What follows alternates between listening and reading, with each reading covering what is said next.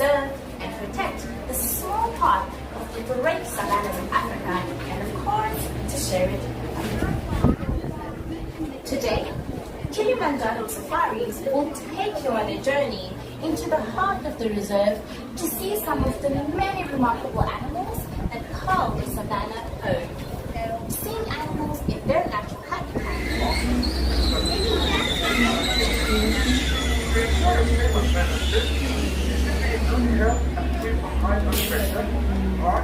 Caraboonie, everybody. That caraboonie does mean welcome aboard. So welcome aboard. Make sure you're sliding all the way down to the left-hand side of the truck, making room for everybody in your entire party. If your entire party does not fit, that is a-okay. You will be on the next journey out. All right, everybody. Enjoy the ride. My friends on the dock, make sure you're stepping all the way behind that yellow line. And everybody on the right-hand side of the truck, please watch all hands, arms, feet, and legs. Those doors will be sliding shut.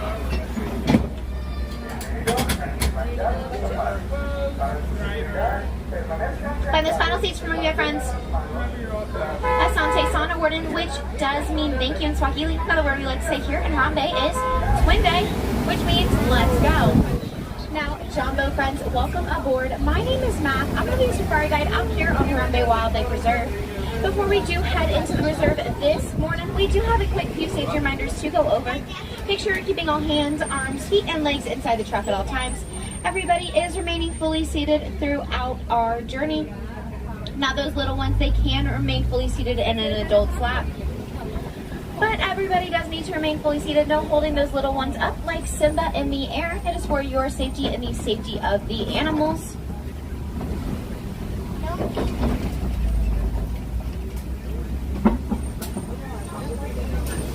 My friends, we are starting our journey by heading into Little Aturi Forest.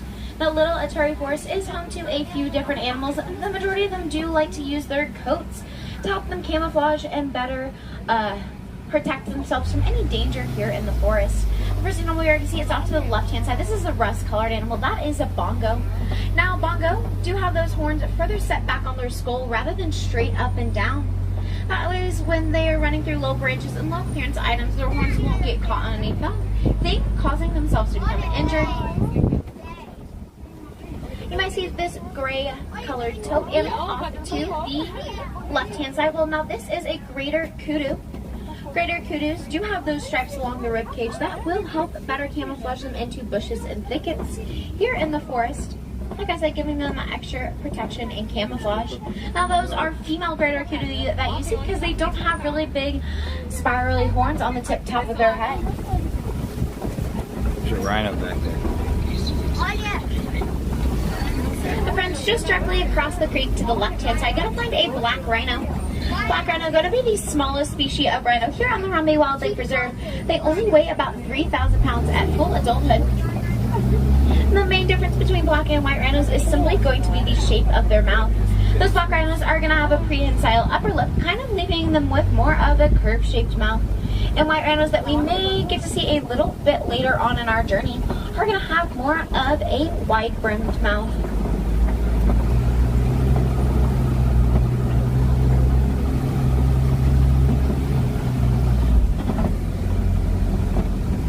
Now, this black and white bird here to the left-hand side, those are saddle-billed storks. Saddle-billed storks can be anywhere from 6 to 8 feet tall. They're going to have a wingspan of roughly about 8 feet in length, which to give you a pretty good representation of that. That is pretty much the width of the canopy above your head from left to right. Now, those saddle-billed storks are considered to be solitary animals. Now, despite that, they are going to have the same mate or partner throughout their entire lifespan.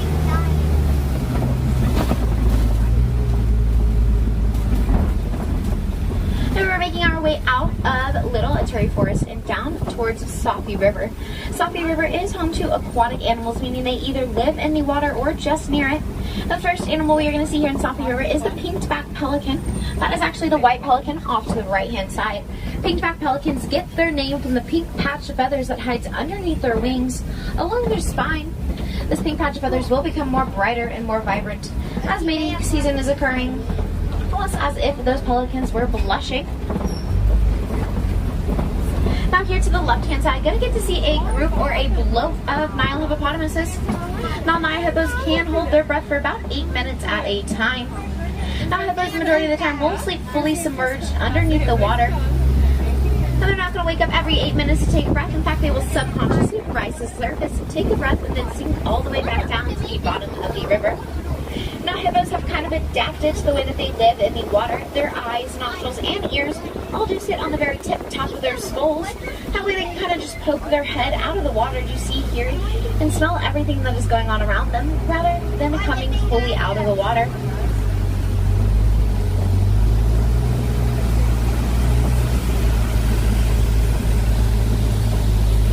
Now the last animal we're going to see here in Safi River is the Nile crocodile. That's going to be down to the left-hand side of the truck. The Nile crocodile is going to be anywhere from 15 to 20 feet in length. They're going to weigh about 500 pounds on average. Those Nile crocodiles, they love to protect their own. Whenever there is danger nearby, those adult crocodiles will scoop up their young into their mouth and their jaw, kind of incubating them there, making sure they are staying nice and well protected.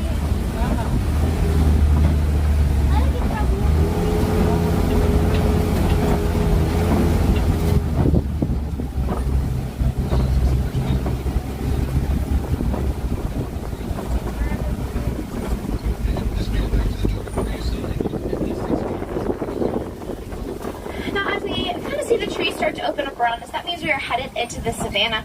Savannah is the largest ecosystem here on the reserve, as well as in Africa. And before we do head into the savannah, everybody take a look to your right hand side. You're going to see that kind of upside down looking tree. That is a baobab tree. Baobab tree's main goal out here on the savannah is to provide the animals with enough hydration as possible. Inside of that bark and that barrel of a baobab tree are hundreds of gallons of water the animals do have access to by either simply poking a hole into the bark and barrel of that baobab tree or drinking that water through the branches. Now, a baobab tree will be leafless about 9 months out of the year. That is due to the fact that it's just trying to maximize its water storage. I do see some Maasai giraffe here on the right side of the truck. That first animal we're going to see is kind of tucked along the shadows here to the right hand side. That is a springbok. Springbok get their name from kind of the springing, crocking motion that they make when they are jumping throughout the air. The springbok are the smallest antelope here on the reserve, only being about 4 feet tall at full adulthood. The springbok are actually incredibly fast. They can run about 50 miles per hour. You'll typically see them live in herds of just a few springbok, but they can tend to migrate in herds of about 1,000.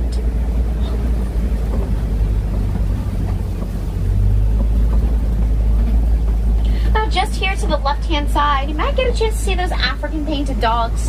African painted dogs are one of the more successful hunters out on the savannah due to the way that they hunt and live in their pack-like mentalities. They work together very much as a team. In fact, they can actually outrun their prey by about 3 miles. Those African painted dogs do have coats unique to their own dog. No two dogs have the same coat. You can actually identify each other based on whose coat is whose. You might see behind those termite mounts to the left-hand side, those 3 antelope. Well, those are sable antelope. Sable antelope do have curved horns towards their spine and their back. And those horns are able to help protect themselves if any danger were to try to jump onto their back and scare them. They do love lounging around the savannah like you saw there.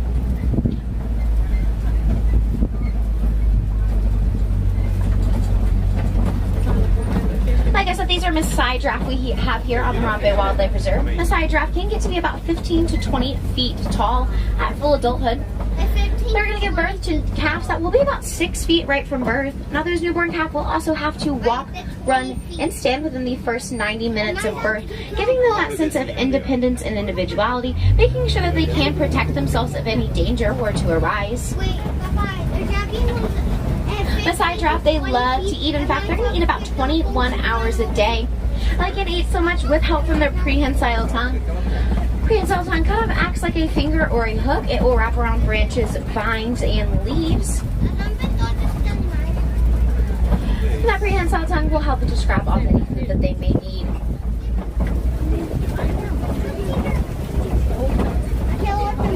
Now, in fact, giraffes are kind of known as tree trimmers out here on the savannah. Just because of how much they eat, they keep these trees in check and make sure they don't really get overgrown. Now to the right hand side, you're gonna get to see two black and white animals. Those are Hartman Mountain zebras. Hartman Mountain zebras are going to be a very friendly social animal. They will live and travel in herds known as dazzles. Now there are three main species of zebra in the world. Hartman Mountains are one of them. In fact, they're actually the smallest species of zebra because they can actually climb mountains and hills due to their smaller hooves. And here, hanging out on this hill to the right hand side, those two gray animals, those are wildebeest. Now wildebeest will live and travel in herds known as confusions. Now nobody really knows why their herd name is referred to as a confusion. So that on its own is a little bit confusing. Now once a year, wildebeest will participate in what is known as the wildebeest Great Migration. During that journey, it will take them about 1,000 miles across the plains of the African savanna while they search for their new home, almost as if they were traveling from New York City to Orlando. During that journey, they can go about 5 days without any water. Now, their bodies are meant to sustain this amount of time without any hydration, but our human bodies are not. So you sure are staying nice and well hydrated out there, my friends. Now, this broken down tree right here in front of us is an indicator we're getting ready to head into elephant country. Now, it's not a guarantee that we're going to see any elephants out here, but it's just an indicator we might be getting close to a matriarchy. Now, the reason elephants would knock down trees like this is just to grab the food on the inside. They'll wrap their trunks around that barrel of that tree and then kind of break it in half, just like you see there. Looks like I do see an African elephant just off in the distance, so let's go see if we can make our way through the savannah and get a closer look. Now, African elephants are going to be named after the shape of their ears. The ears kind of do resemble the continent of Africa when they're fanned all the way out. Back here to the left-hand side, might get to see some of those mandrill monkeys. Mandrill monkeys are going to be the largest species of monkey. Those males can get upwards of about 100 pounds. And females about 45 pounds. Now you might have been able to see that kind of purplish blue shade on their face. Well, that is actually basically what their cheeks would be. And those feathers will actually become more brighter and more vibrant when they're excited, just like if they were blushing. Got two African elephants here to the right-hand side. Now, as you can see, that one further back is flapping his ears. That's one way he's trying to regulate his body temperature. Inside of elephants' ears are hundreds of blood vessels that will help cool themselves down as they do flap them like that, almost fanning themselves from the outside in.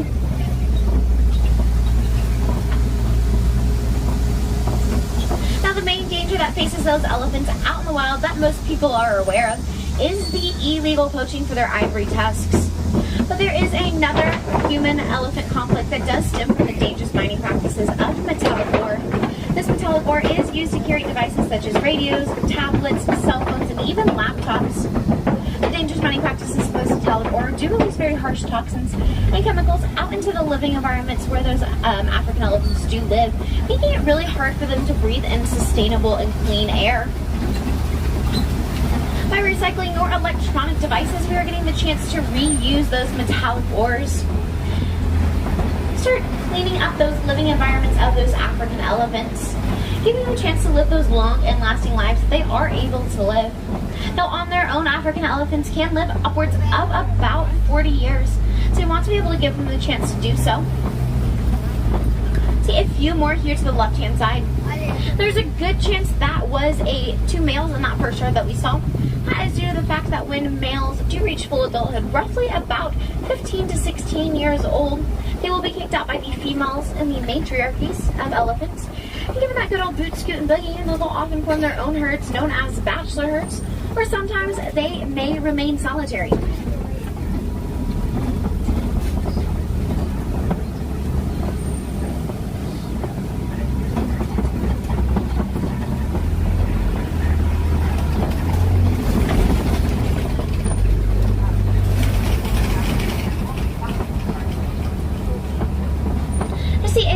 Baobab trees on the right hand side. We're going to talk about this second one because in the second one, really good observation of all those puncture holes, all these irregular shapes and circles. Those are how those animals have poked into the baobab tree and drinking out any of that water. If you are ever curious as to what a baobab tree does look like with some leaves, so there's actually a pretty good example at the front of the park. It's named the Tree of Life. About 150 feet tall, a few thousand animals carved inside of it. Make sure you don't miss it when you exit the park. Some people do.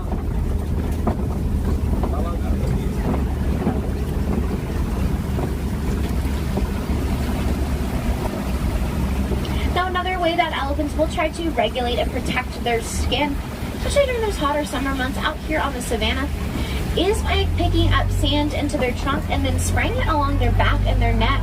Elephants do have very sensitive skin, so that sand will act as a sunscreen and a moisturizer. Now here to the left-hand side, kind of hanging out on this hidden Mickey Island, is going to be the group or flamboyance of greater flamingos. Now greater flamingos are going to be the lightest shade of flamingo.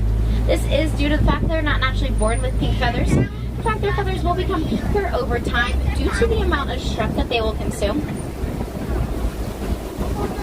That's only for about the first 2 years of their life, not for their entire lifespan.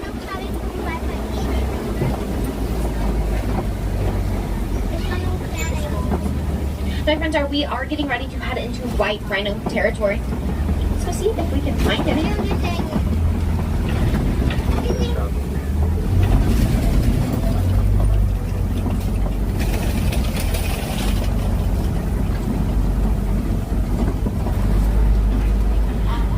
I don't see any right away, but what you are going to see to the left-hand side is that mud wallow or that mud pool.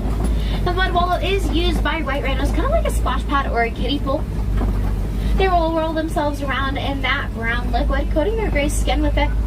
That mud will act as a coolant as well as a natural bug repellent. Again, just like those elephants, white rhinos do have very sensitive skin. From time to time, you can also see black rhinos rolling themselves around in mud as well.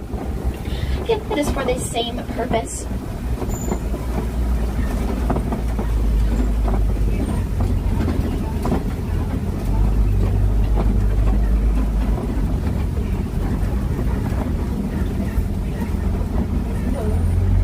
Keep your eyes peeled to the left-hand side, kind of hanging out in some of those shadows.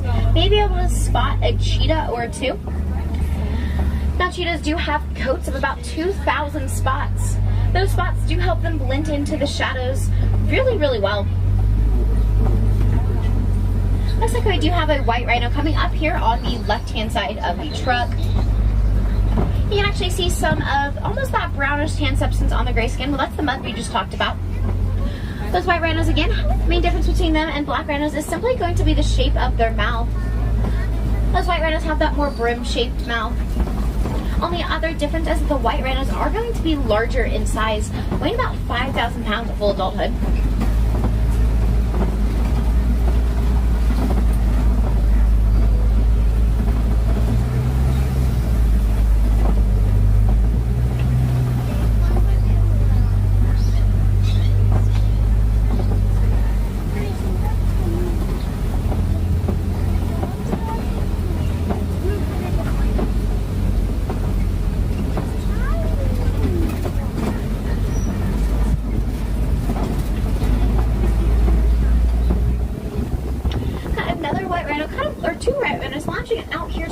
Said underneath those shaded trees. In fact, that is actually their favorite hiding spot over there. I like to say they like to overlook the East Savannah because they can pretty much see everything from that little corner.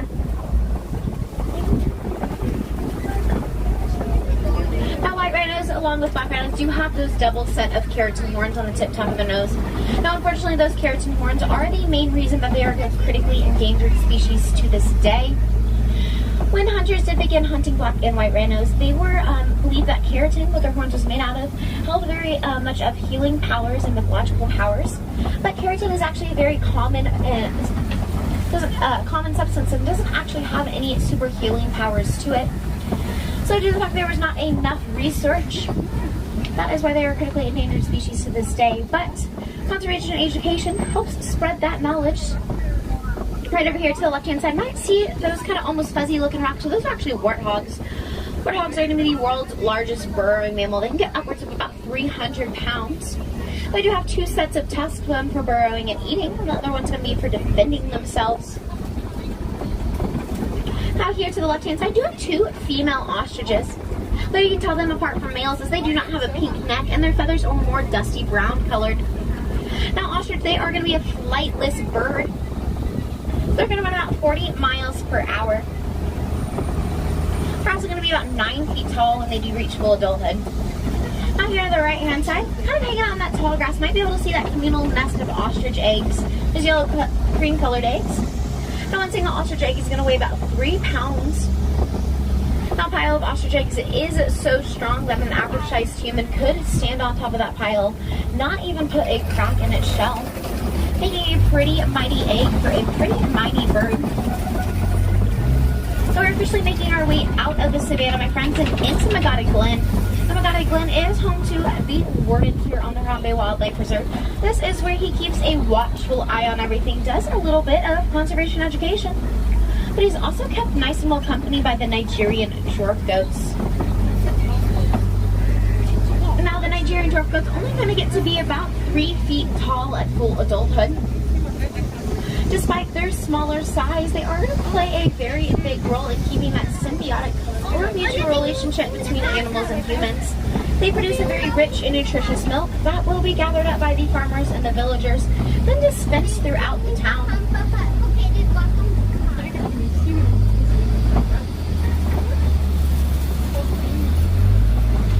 Now, here on the Harambe Wildlife Preserve, throughout Disney's Animal Kingdom and the Walt Disney World Resort, our main goal is to protect the animals on property and those in the wild with help from the Disney Conservation Fund. Now, the Disney Conservation Fund was founded in 1997, just 1 year prior to Disney's Animal Kingdom opening its gates for the very first time.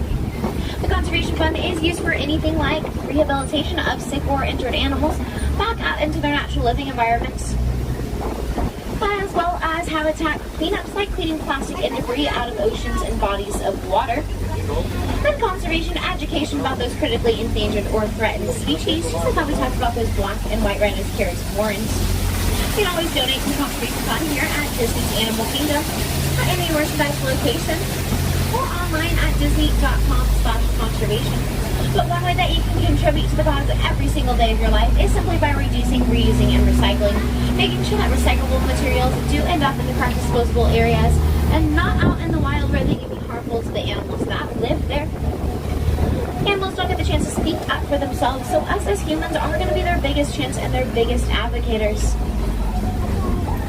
So friends, as we do get ready to pull up to the unload dock, go ahead and start checking those roads, making sure that you have everything that you brought on board with you. Here in Harambe, we do not like to say goodbye, as it is far too sad and far too final. So what we are going to say instead is Kwaherini, which means to go well and to go wild. So Kwaherini, my friends, it's been a pleasure being your safari guide out here on the Harambe Wildlife Preserve. My friends, on the right-hand side of the truck, please watch all hands, arms, feet, and legs as those doors will be sliding back open. Have a great rest of your day here at Disney's Animal Kingdom, or wherever your travels may take you. Go out there and make a difference, my friends. Kwaherini, everybody.